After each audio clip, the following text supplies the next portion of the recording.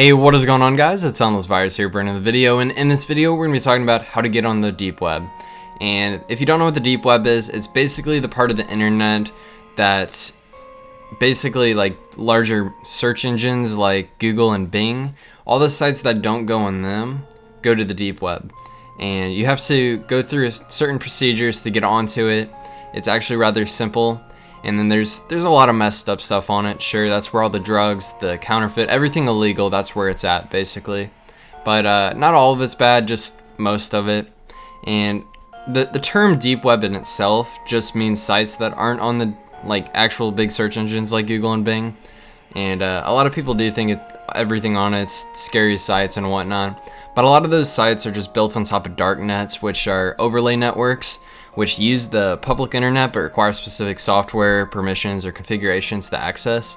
But you also have to remember that the deep web is 5 times larger than the internet that we're all familiar with. So it's really big. And there's going to be a lot of messed up stuff on it for sure. So you got to be careful. And the first thing you want to do is make sure you have a VPN, which I use CyberGhost. It says I am in Atlanta right now.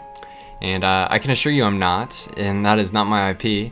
So it'll make you a little bit harder to track. Doesn't mean that you're invincible. They can still get to you, so proceed with caution. But next thing you want to do is you want to go to your browser, Chrome, whatever the case is.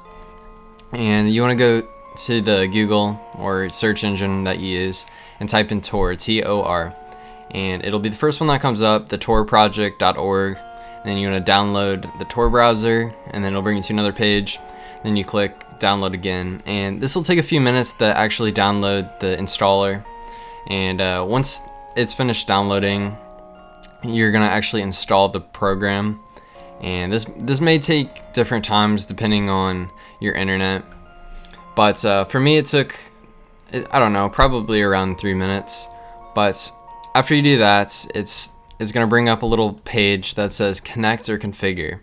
And unless you're using proxies and things like that, which odds are you aren't, but so just click the top one, connect, and then it's going to connect you to the Tor network. And after this, you're pretty much on the deep web. It'll bring you up to the Tor browser homepage, and you can use this as your search engine right here, but it's a little messy, and I think for starters you want to start out at their wiki page, which it's a pretty good thing to use. And if you are going to use the browser in the top right corner, I would suggest I think it's called DuckGo or something like that, and you want to use that just because it doesn't keep any of your personal information.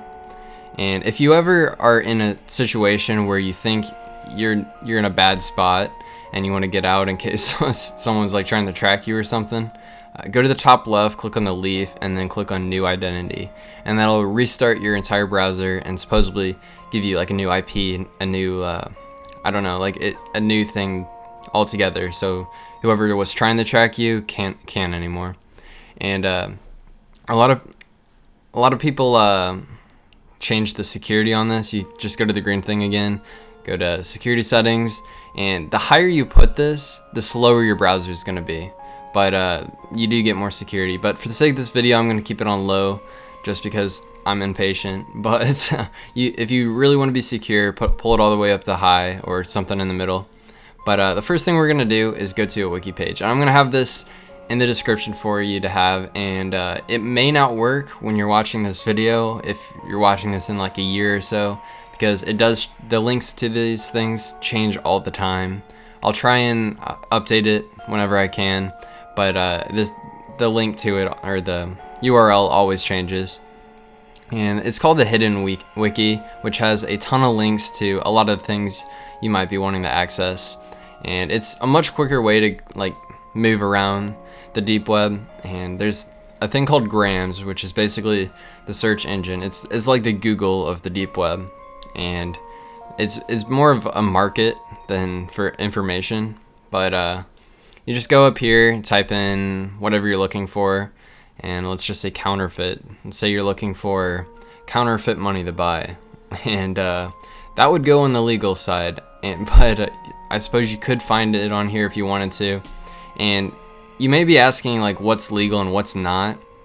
And that all depends on what you're looking for, what you're doing, and where you're at in the world. Like, if you're in the US, just scrolling through the deep web is perfectly legal.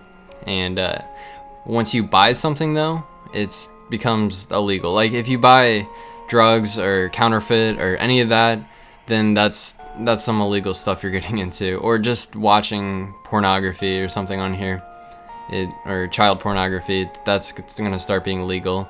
There's a lot of stuff on here that you don't want to really get into, and you can just scroll through here, explore. That's kind of what I have fun doing on the deep web, is just exploring everything. But there's a lot of things you can do on it.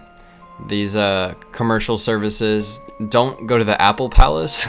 I went on that just to see what it was. I thought it would be Apple products, right? But I was wrong. And I got a little notification from my cyber ghost saying that someone was trying to track my computer's location. So I quickly closed out of the browser for that. It was kind of scary. But definitely take a lot of precautions when doing all this stuff.